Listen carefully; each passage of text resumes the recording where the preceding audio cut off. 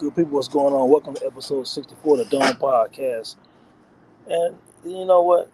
A lot of conversation over the last 24, 48 hours over Lil Wayne and the Dipset influence and the New York influence on everything, it appears. And I see a few of my tweets have trended, which that's never my aim. If you know me, and I've said this before, my tweets are the same way I tweeted 10 years ago when I joined Twitter. You know what I'm saying? I'm thankful for the following and people that rock with me and stuff like that. But I always tweeted the exact same way. My perspective, what I think, my experience, and my travels at almost 50 years old, man. You know what I'm saying? But nevertheless, I saw where Joe Budden podcast and other people from upstate New York saying, "Hey, New York broke Lil Wayne. It's like broke him like to the to what, like mainstream stardom or something, or to popularity, to success. What are we even talking about? I don't even know what that means. And so now people trying to clean up like, oh, you wasn't really listening. No, I heard what I heard, but also even past that, the comment sections on several of my tweets is this whole thing of, okay, you know what? Did Lil Wayne take a few fashion tips from Jim Jones? Maybe, but just like a couple of other guys on Twitter posted pictures of the Hot Boys in like 1990, nine and 2000, and like the Dipset even before they album dropped. A lot of the stuff they was wearing the same type of stuff. You know what I'm saying? This is before Lil Wayne even knew them. You know what I'm saying? Like they was wearing like basketball jerseys and stuff like that in New York, and the in the South was wearing the football jerseys. You know what I'm saying? But the style was still close to the same. Yeah, at some point, Jim Jones them had their own little fashion stuff, and Wayne started hanging. Kicked it with Jewels, and they did some music together and stuff like that. So yeah, they was rocking with each other, but they was influencing each other. And you go back and look at some of the Lil Wayne pictures before he even was rocking with Dipset, and then look at what Dipset was rocking. You know what I'm saying, and stuff like that. So some of that is over exaggerated.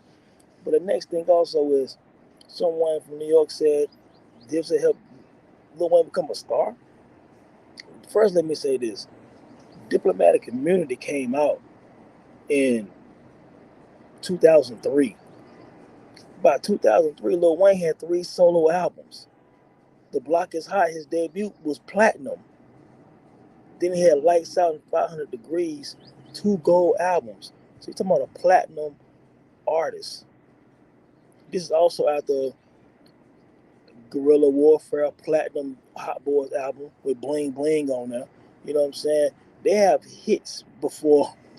They have several hits before. You know what I'm saying? Dipset even came out, and we didn't even talk about the other songs that Cash Money had already dropped and charted and had videos for. And Lil Wayne had 3 solo albums. And look, I don't care how, maybe Dipset made New York fans appreciate Lil Wayne more, but that ain't the end all be all. Lil Wayne was already loved on the down south, in the West Coast, and the Midwest. Again, he already had 2 gold albums and a platinum album and singles and stuff already. He was already rocking stages. He's already performing. Hot Boys was huge already before 2003 and Dipset. You know what I'm saying? So what are we talking about? You already had Back That Ass Up and Bling Bling and all these songs already that was on all over the place. Now, if New York radio station that play them, that was on y'all. That's y'all loss. You know what I'm saying? But people who was outside traveling at the time, look, I was in parties. First of all, I did party in New York, but also I was in parties in Atlanta, D.C., Miami, Texas, Vegas, L.A., Puerto Rico, wherever. And they were playing Hot Boys. They were playing Lil Wayne. You know what I'm saying? Y'all might not recognize it, but the Block is Hot was popping down south. That's why it went platinum. Wayne was a star already. Superstar? No. Star? Yes. And he didn't become a superstar because of his affiliation of being cool with Joel Santana or having a belt and some jeans like Jim Jones. He became even a mega star because he put the work in. all those mixtapes that became legendary, his run, his features, Carter 1, 2, and 3. Wayne did all that. And Wayne did that without New York. He didn't need New York. He didn't need a cosign from nobody from New York. Yeah, people in New York showed him love at some point, but he didn't need that. Wayne was popping everywhere else already. You know what I'm saying? So some of this conversation makes no sense to me. You know what I'm saying? Like for whatever reason, people and look, people know I got family in New York. My favorite rappers from New York. You know what I'm saying? I'm not a hater. You know what I'm saying? Nas my favorite rapper. Tribe my favorite group. Even though I say Outkast is the greatest group to me. You know what I'm saying? I got love for the cats in New York who make dope music. But I love the West Coast and the South and the Midwest just like I love New York. Some people in New York only love New York, and they think everything is the end all be all. And for me, it's a narrow view of hip hop because it sounds like some of y'all cats up there haven't partied outside or been outside of New York. Or y'all stopped in DC and went right back up to Philly and New York. Y'all ain't been down south out to the west or abroad. You know what I'm saying? Like it's like some limited conversation here. You know what I'm saying? And it's not no little brother syndrome. And I don't know why people think that sometimes.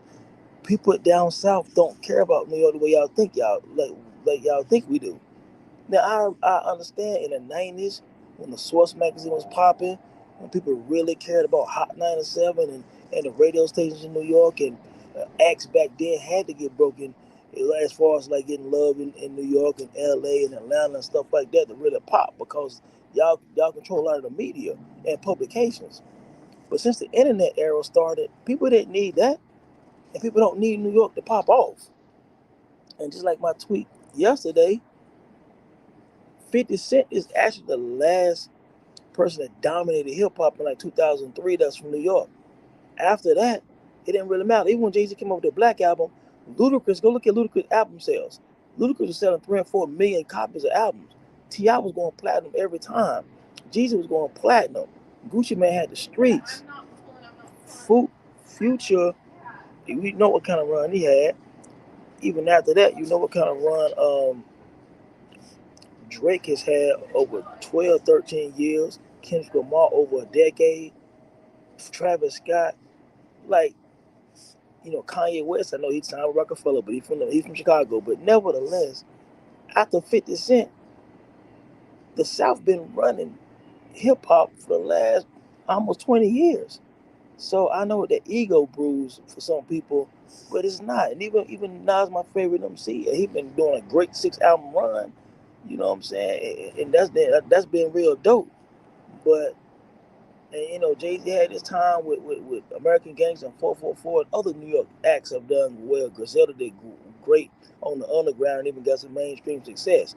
So we got love for all of them. You know what I'm saying? But overall, we know that the South been copied for the last 2 decades almost. A lot of cats in New York was rapping like they from the South. A lot of cats in Harlem, and I ain't gonna name them, and it's not Dipset. They was rapping. You thought they was from the South. You know what I'm saying? So when Nas said hip hop is dead, a lot of people from the South took offense to it in 2006. But the way a lot of other people explained it was Nas was kind of mad at New York. That New York had kind of lost its identity, and they was kind of sound like the South a little bit. You know what I'm saying? So, but then obviously G's and others got upset about that. But nevertheless, New York ain't been at the forefront of hip hop in 2 decades almost, man. So it's not a little brother syndrome. It's not a we feel a certain way because I love New York. It's just that it's not on people's mind like that. People in New York think about New York all the time. People all over the country, they ain't think about New York when they drop their songs. They ain't think about New York when they drop their albums. You know what I'm saying? It ain't like they have to go on a tour run up through New York anymore. You got the internet now. You know what I'm saying? It's not 1997. You know what I'm saying? You don't have to go up there and talk to people on the radio. You know what I'm saying? It's not even needed. You know what I'm saying? So, and Lil Wayne never needed New York to get more popular. He just put so much work in. People from New York had to start co-signing that grind. Jay Z was on Mr. Carter on the Carter 3. Jay Z had Lil Wayne on Hello Brooklyn because Lil Wayne was Lil Wayne. You know what I'm saying? So, and yeah, Lil Wayne always said Jay-Z to go to him, his favorite rapper. That's cool. You know what I'm saying? But Lil Wayne put that time in. So all of the big MCs from New York and other places showed him a lot of love. Now, some of the slander that Lil Wayne get on Twitter by some people upstate, that ain't reality. That ain't the way Lil Wayne is looked at as a hip hop icon everywhere else. So however y'all feel about him up there is fine. But in real life, in the real world, everywhere else, every other major city in America and all over the world, Lil Wayne is a hip hop legend. There's been people who put Lil Wayne in the upper echelon of the hip hop goats. You know what I'm saying? Believe it or not. And also for anybody on the East Coast, he's gone bar for bar with Penny and Jadakiss and all these guys y'all love and underground rappers. Lil Wayne would do a feature with anyone. You know what I'm saying? And when he with lyrical cats, he get into his lyrical bag. Clever rhymes. Always being clever with the wordplay. So then y'all disrespect him again with the Gilly the Kid thing. Okay, the Gilly worked with Lil Wayne at some point. It's maybe he did, but has Gilly the Kid ever spit the way Lil Wayne spit on Carter 2 on any of his mixtapes or anything he's ever done with the major figures or by himself? See, that's the whole thing. That's the reason why I always defended Drake, because if it was all these people that did so much stuff with Drake, why ain't they pop? You know what I'm saying? The dude Q, who I think he worked on the mixtape with, he ain't got no albums out. If he that great, he made Drake. What Jay-Z say? Make another hole. You know what I'm saying? So Gil the Kid should have been able to make another Lil Wayne then, right? Or maybe he should have been able to pop off and have a dope album, right? You know what I'm saying? That's my whole point. I'm not trying to diss. I'm just saying assisting someone at some point in their career and actually somebody taking their stuff or you writing full songs for them and teaching them how to rap and all that. What was that? You telling me Gilly the Kid was around when the Blockers Hot was around? Maybe so. Y'all tell me then. Maybe I missed something. But I ain't never heard Gilly Kid rap the way Lil Wayne was rapping by the time the Carter started. I didn't. I mean, everybody influence each other. If you work with people, you're going to get some influence. You know what I'm saying? But I still think that the Lil Wayne hate is ridiculous. We're going to overlook this guy's discography. We're going to overlook maybe and possibly the biggest mixtape run in hip hop history. Only two or three other MCs can even compete in the hip hop run as far as mixtapes of Lil Wayne. You know what I'm saying? And as far as albums, look, man, when you think of the Carter 1, 2, and 3, that's some diverse, dope music. A lot of people don't have a trilogy like that. And even though the Carter 4, that's 4. You know what I'm saying? And I'll put the Carter 2 up against a lot of people's best albums. And I think it can compete. You know what I'm saying? I really do. I think Carter 2 can compete with a lot of classic albums. You know what I'm saying? In my opinion. So, I mean, I just don't understand why it became a cool thing to be like, yo, New York didn't make Lil Wayne, man. New York didn't make him more famous. He was already famous, and his grind was going to make him who he was, who he became, either way. You know what I'm saying? His affiliation with Dipset didn't it did something for y'all up there. You know what I'm saying? Whatever, when y'all caught on to Lil Wayne late, we already knew this already. That was y'all. You know what I'm saying? People in the South, the Midwest, and the West Coast already had love for the Hot Boys and Lil Wayne. You know what I'm saying? That's just facts. So again, I saw a lot of stuff trending. I saw a lot of comments. I saw a lot of ridiculous takes. You know what I'm saying? And look, nobody's jealous in New York, man. Like I said, y'all got to start traveling more. Y'all got to start going to other states and other countries. People ain't bringing up New York like that, like they used to, man. It's been a long time, my people. You know what I'm saying? I know that's an ego bruise because we know where hip hop started. We know it's from the Bronx. We know it's from New York. We know the culture started there, but we also know at the end of the day, if you know American history, black people are basically we all from the South, okay, and we migrated to the North to escape Jim Crow and slavery and everything else. Well, slavery first, black code, Jim Crow, all that stuff. We migrated to the north and we migrated to the west because it wasn't nothing worse than the south when it came to racism, the Klan, and just everything systematic. So in essence, everything is still from the south. And I know people don't want to hear that. Our people moves and the culture started, but our people is from where they from. Nevertheless, I don't even want to get into all of that. You're saying y'all can take that however you want to take it. The reality is, you know what I'm saying, music evolves, music moves. You know what I'm saying? And Lil Wayne will be mentioned amongst the greatest MCs of all time in the future. He put too much work not to be looked at like that. And trust me, a lot of your favorites look at Wayne with way more respect than y'all do. You know what I'm saying? So at the end of the day, man, I would just say do the knowledge on that, man. Peace, man.